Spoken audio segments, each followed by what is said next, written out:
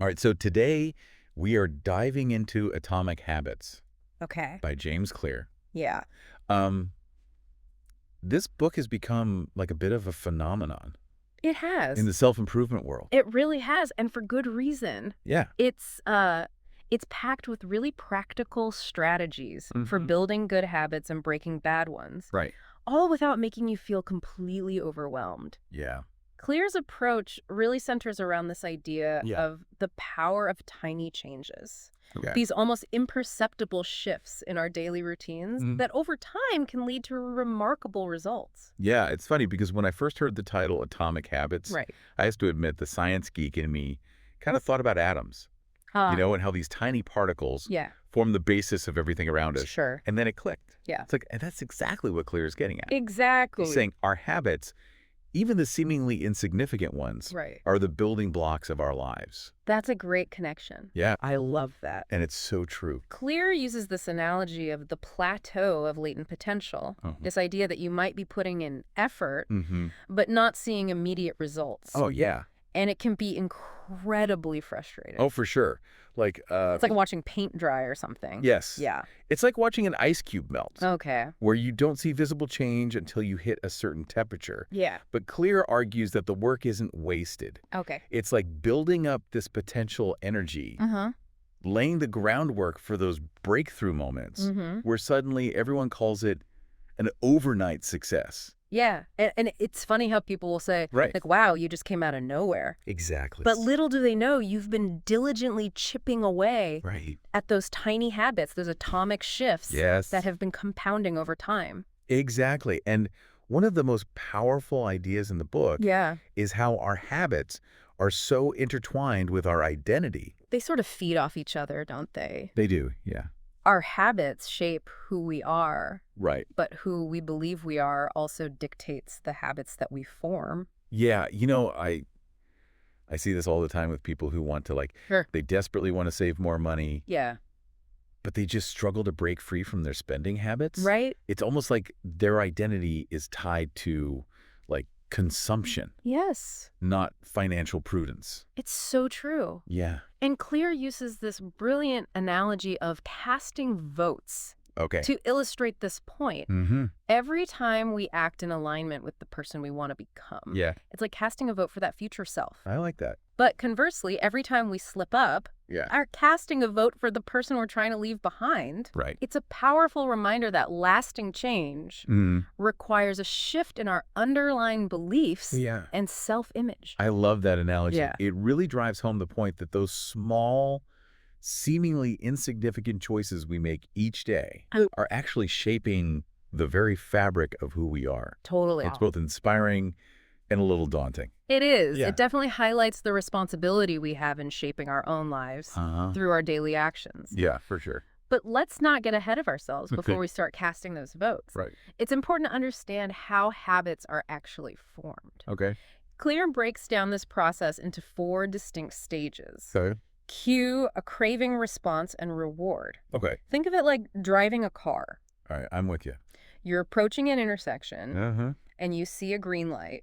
Okay. That's your cue. All right. So the green light triggers that anticipation of Yes. moving forward, getting closer to your destination. Exactly. That's the craving, right? That's the craving. Yeah. And that anticipation fuels the response, Mm-hmm. which in this case is stepping on the gas pedal. Okay. And finally, you experience the reward as you smoothly accelerate through the intersection, Mm-hmm.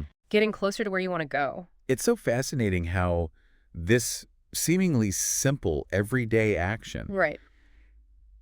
actually involves this complex interplay Yeah. of cues, cravings, responses, and rewards. Totally. And I imagine understanding this cycle Yes. is crucial if we want to change our behavior. Absolutely. If any one of those stages is missing, Okay. the habit won't form. Okay. Let's say there's no cue, like if the traffic light is broken, Right. the habit of stepping on the gas won't even be initiated. Right. Okay. Or if the craving is too weak, perhaps you're not in a hurry to get to your destination. Mm. Then you won't have enough motivation to act. Right. And I'm guessing if the response is too difficult, Like the gas pedal is stuck. Exactly. We won't be able to perform the action consistently. Yes. And if the reward is weak or non-existent, Yeah, then there's no reason to repeat the behavior. you got it. Oh. And this understanding is key to hacking the system, Okay. both for building good habits Mhm. and breaking bad ones. All right, so how do we do that? Well, one of Clear's strategies that really resonated with me Yeah. is temptation bundling. Okay. It's all about linking an action you need to do Okay. with something you want to do. Okay, that sounds intriguing. Yeah. But I'm also a little wary of the word temptation. Sure. Does this involve indulging in those guilty pleasures? Yeah. Not necessarily. Okay. Think of it as strategically leveraging your cravings Okay. to your advantage. Mm. For example, you might only allow yourself to listen to your favorite podcast, the want, Yeah. while doing housework. The Do you- need. It's- Oh, so yeah. you're basically creating this like win-win situation. Exactly. You get to enjoy your favorite podcast and your house gets clean in the process. Yes, you're turning that dreaded chore into something to look forward to. I like it. Precisely. Yeah. You're tapping into the power of anticipation, Uh-huh. that dopamine shit our brains release Right. when we anticipate a reward. But you're essentially hijacking the reward system. Totally. Okay. And using it to motivate those less than thrilling tasks. Brilliant. Right. But sometimes even with the best intentions, Sure. our environment can kind of sabotage our efforts. Oh, absolutely. We've all been there reaching for that bag of chips. Yes. Even though we swore we'd eat healthier. You're absolutely right. Yeah. Our surroundings play a huge role in shaping our habits. Mm. One of the most compelling examples Clear shares Okay. is the story of Vietnam War veterans Okay. who were addicted to heroin. Right. You might assume that overcoming such a powerful addiction would be this long and arduous battle, Right. but something fascinating happened Okay. when these veterans returned home. Yeah, this is where it gets really interesting. Right. Because a lot of these veterans who were deeply addicted to heroin while in Vietnam Yes. were able to break free from their addiction Mm-hmm. almost effortlessly upon returning home. It's a story that really upends the Yeah. traditional view of addiction. The change in context was that powerful. Wow. Back home, those cues and triggers Right. that were linked to their heroin use were simply gone. Okay. The familiar sights, sounds, Yeah. even the social circles that reinforced their addiction were no longer present. Right. And as a result, Yeah. the habit, even one as deeply ingrained as heroin addiction, lost its grip. Wow. So what's the takeaway here for the rest of us? Yeah. Who are, thankfully not battling heroin addiction? Right. How can we apply this insight to our everyday habits? The key is to design our environment for success. Okay. Think of it like setting the stage for those positive habits to thrive. Mm. Make those healthy choices more obvious and accessible. Right. Almost like you're making it harder to not do the right thing.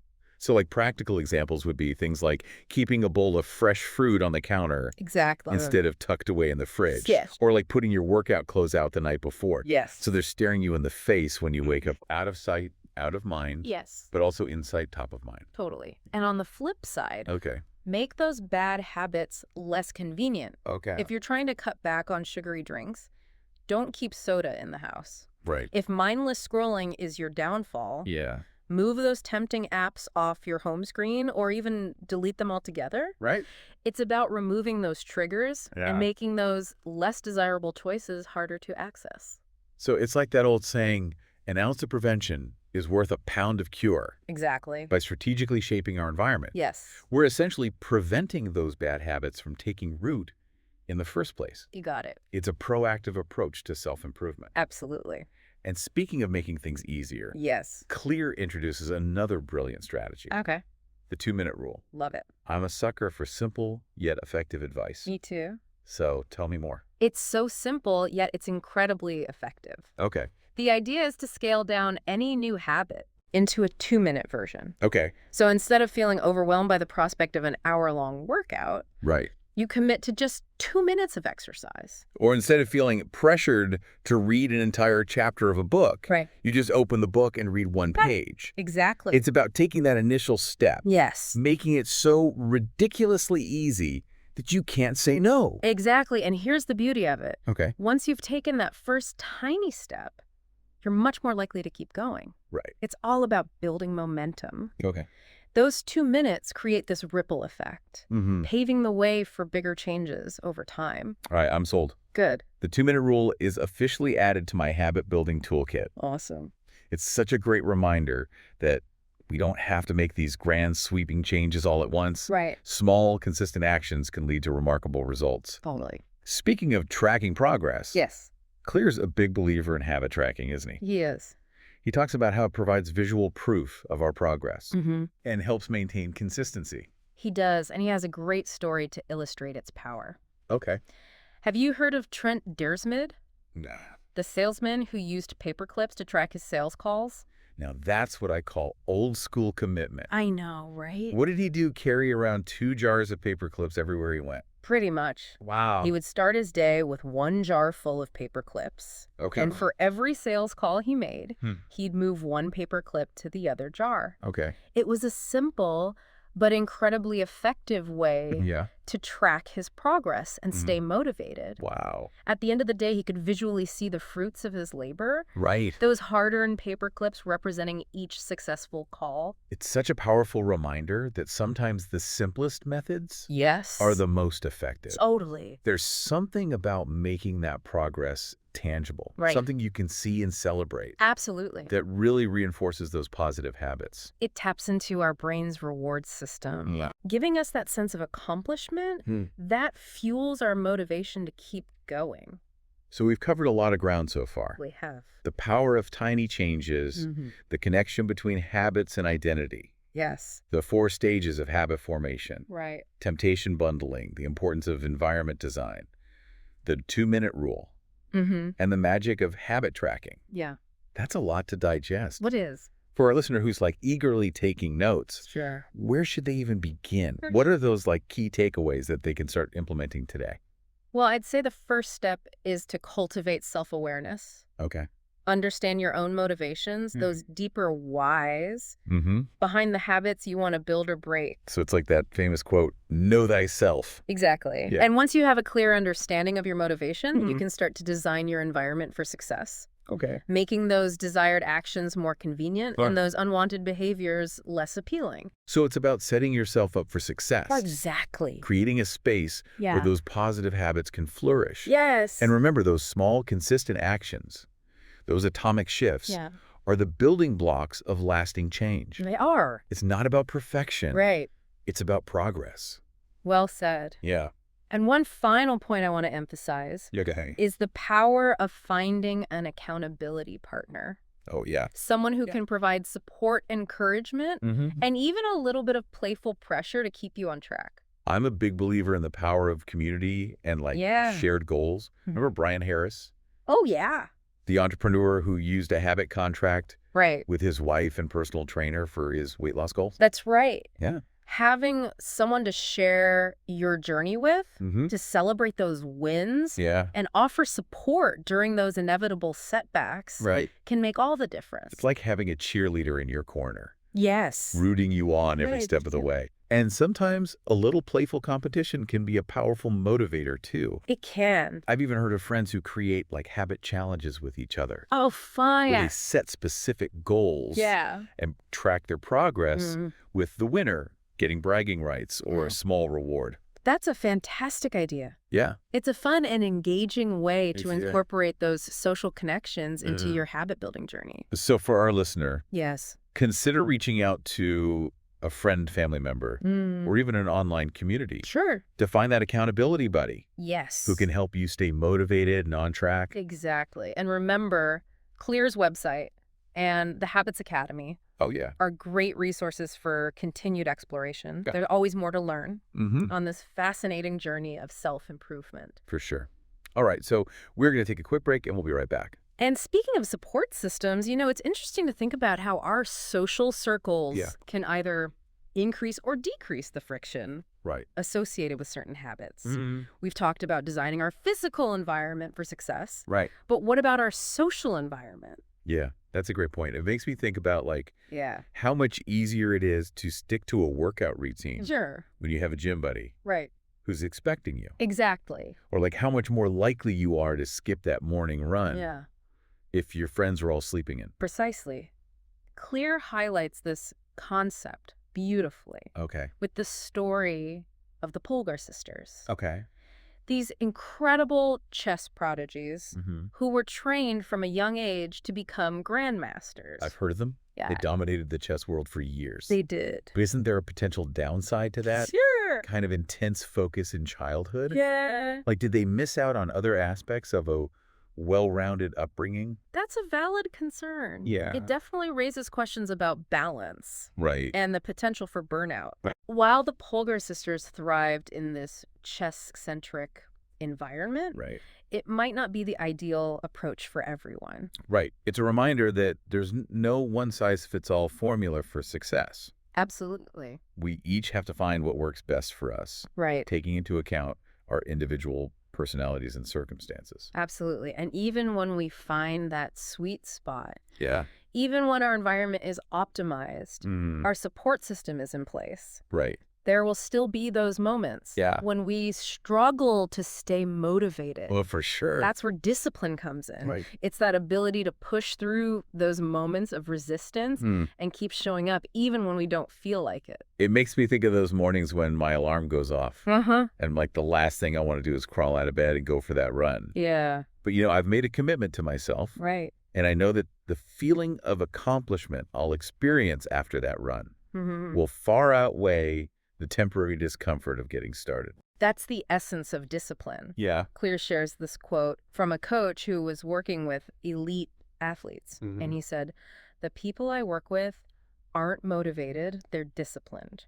Wow. It's a powerful reminder that motivation is fleeting, Right. but discipline is what carries us through the long haul. So it's like building a muscle. Exact. The more we practice discipline, the stronger it becomes. Absolutely. And one way to cultivate that discipline is to create rituals. Yes.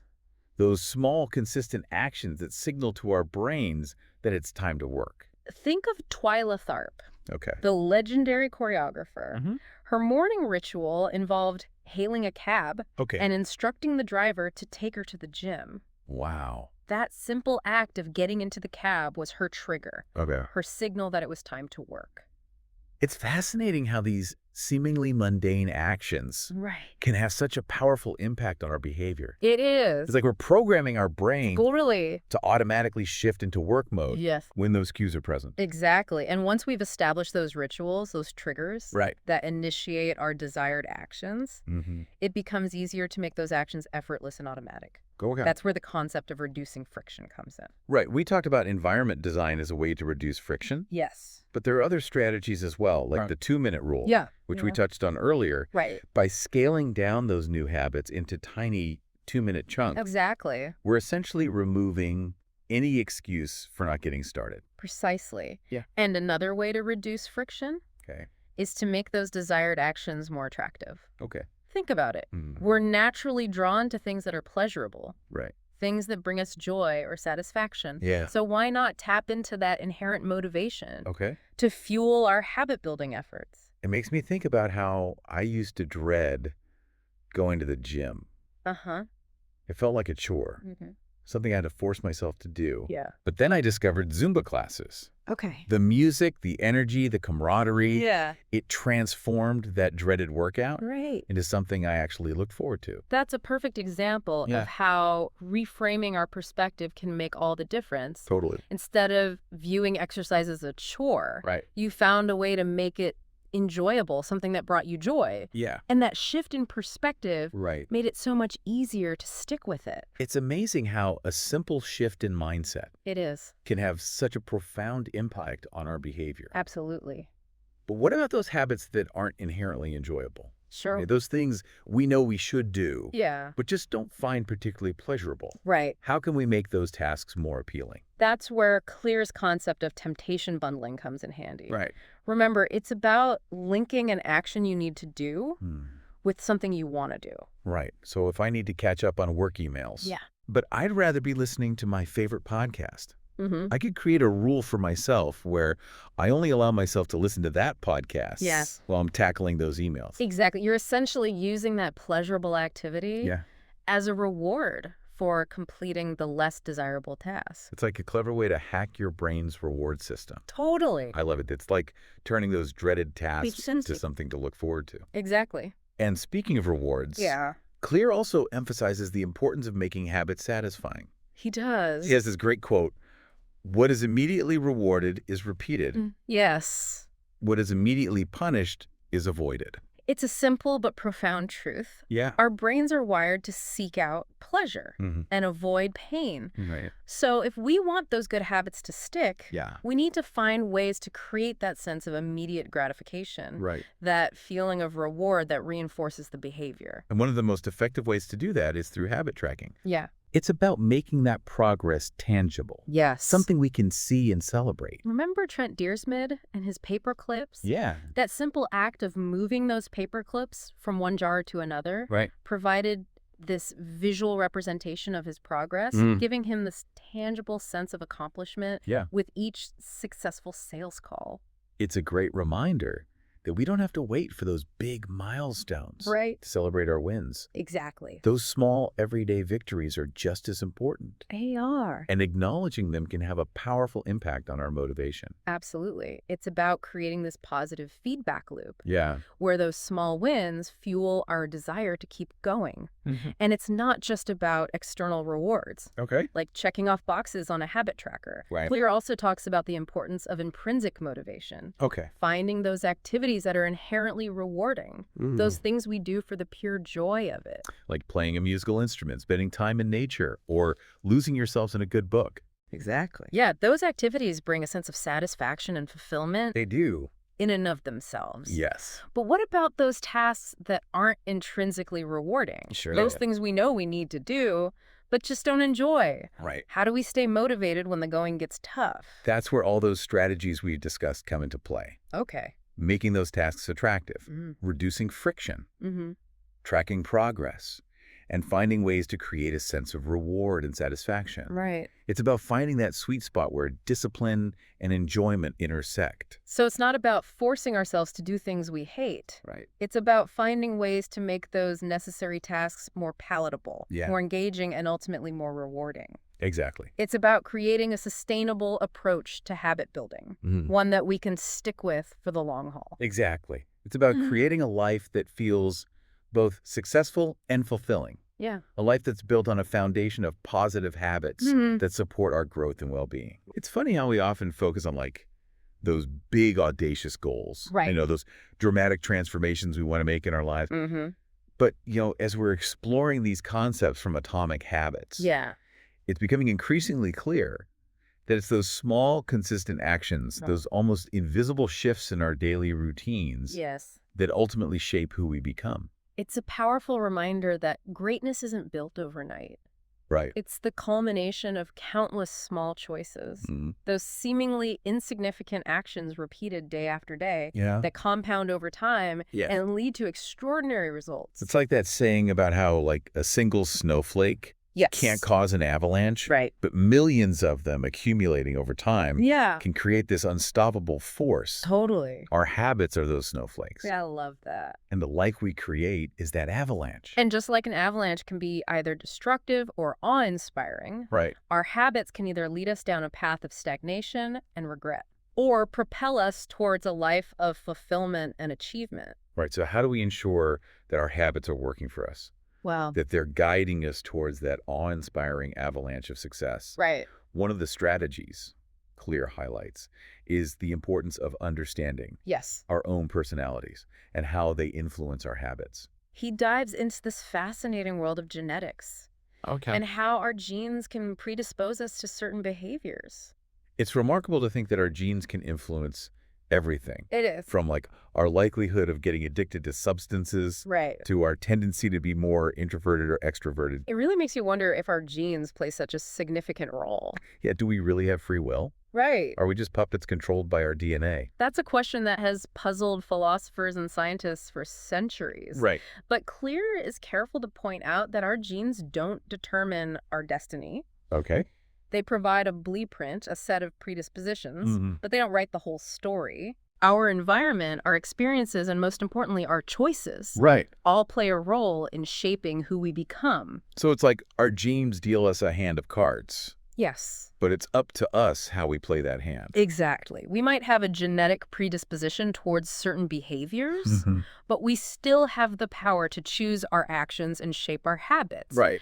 And Clear suggests that one of the keys to success Right. is finding those activities that align with our natural inclinations, Mhm. those things we're naturally good at or enjoy doing. Yeah. He calls this finding your game. Like those athletes. Yeah. Like Michael Phelps, Right. who was seemingly born to swim with his long limbs and incredible lung capacity, Right. or Hicham Garouche, Yes. the Moroccan runner who seemed to effortlessly glide across the track, Yeah. shattering world records in middle distance running. Those individuals found their game. Right. Those areas where their natural talents and passions Mhm.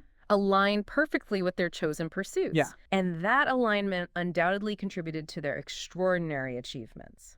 But what about those of us who might not have Sure.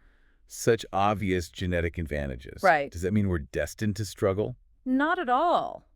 Claire suggests that we can create our own game Okay. by combining our skills and interests in a unique way. Okay. He uses the example of Scott Adams, Okay. creator of the Dilbert comic strip. I know Dilbert. Adams admits that he's not the best artist Okay. or the funniest writer, Mm-hmm. but by combining those two skills, Right. he created something unique and successful. It's a reminder that we don't have to be the best at any one thing to achieve greatness. Absolutely. It's about finding that intersection of our strengths and passions. Yes. That sweet spot where our skills and interests align Exactly. to create something truly special. And once we've found our game, Yeah. it becomes much easier to stay motivated and engaged Right. in the process of honing our skills and building those positive habits. Okay, but even when we're pursuing our passions, Yeah. there will inevitably be times Right. when we lack motivation. Yes, And that's when discipline becomes crucial. it is. You know, it's interesting how we often view discipline Mm. as this like harsh, restrictive force. Yeah. But as we're delving deeper into atomic habits, Right. I'm starting to see discipline in a new light. Okay. It's not about deprivation or punishment. Right. It's about empowerment and freedom. That's a beautiful way to put it. Yeah. Discipline is about choosing what we truly want, even when it's hard, Yeah. even when it requires us to resist those tempting distractions Right. and stay focused on our long-term goals. Yeah. It's about delaying gratification, Right. knowing that the rewards of consistency and perseverance Mhm. will far outweigh the fleeting pleasures of instant gratification. It's like building a muscle. It is. The more we practice discipline, Mm. the stronger it becomes, making it easier to resist those temptations and stay committed to our goals. Right. And one way to cultivate that discipline is to create rituals, Yes. those small, consistent actions that signal to our brains that it's time to work. Think of those athletes who have pre-game rituals. Okay. Those specific actions they perform before each competition Yeah. to get themselves in the zone. Right. Or writers who have writing routines. Yeah. Those set times and spaces where they sit down to write, regardless of inspiration. It's about creating those triggers, those Yeah. cues that tell our brains it's time to shift into work mode, Yeah. to focus our attention and energy on the task at hand. And once we've established those rituals, Right. those actions become automatic, Yes. reducing the friction Yeah. and making it easier to get started. Exactly. It's about taking the thinking out of it, Right. creating those default behaviors that Mhm. guide us toward our goals. And speaking of making things easier, Yes. Clear also emphasizes the importance of making those desired actions as effortless as possible. Mm-hmm. He argues that friction is the enemy of action. It is. The more effort a habit requires, Yeah. the less likely we are to stick with it. It's like that old saying, work smarter, not harder. Exactly. And one of the most effective ways to reduce friction Yeah, is through environment design. totally. We've talked about this before, We have. but it's worth reiterating It is. because it's such a powerful concept. It's about shaping our surroundings. Right. To make those good habits more accessible Mhm. and those bad habits more difficult. Think of it like setting up a series of nudges, Yes. those subtle cues and prompts Right. that guide us towards those desired actions. Exactly. You know, want to drink more water? Uh-huh. Keep a refillable water bottle on your desk? Yes. Want to read more? Mm-hmm. Place a book on your pillow? Love it. Want to eat healthier? Yeah. Make sure those healthy snacks are front and center in your fridge Yes. while the junk food is tucked away out of sight. Right. It's all about making those healthy choices. Yes. The most convenient, the most readily available option. Exactly. And conversely, we can make those bad habits more difficult by increasing the friction. Yeah. If you find yourself mindlessly scrolling through social media, Right. delete those tempting apps from your phone. Yes. Unsubscribe from those email lists that bombard your inbox with irresistible offers. It's about putting up those roadblocks, those barriers that make those unwanted behaviors harder to engage in. It's a proactive approach to self-improvement. It is. It's not about relying solely on willpower, Right. which can be fleeting and unreliable. Exactly. It's about setting ourselves up for success by creating an environment that supports our goals and makes it easier to make those healthy choices. Exactly. It's about taking control of our surroundings. Right. Rather than letting our surroundings control us. And one final thought I want to leave our listener with is this. Okay. Be patient with yourself. Building lasting habits takes time and effort. It does. There will be setbacks. Yeah. There'll be days when you fall short of your goals. Right. But don't let those setbacks discourage you. Absolutely. Embrace those moments as opportunities for learning and growth. I love that. Remember, Clear's mantra, never miss twice. Yes. If you slip up one day, don't beat yourself up about it. Right. Just get back on track as quickly as possible. Exactly. It's not about perfection. It's about progress. Well said. It's about continuously striving to become a little bit better each day. Absolutely. So keep experimenting, keep learning, and keep moving forward Yes. on this incredible journey of self-improvement. And that is it for this deep dive into Atomic Habits by James Clear. Thanks for having me. Until next time.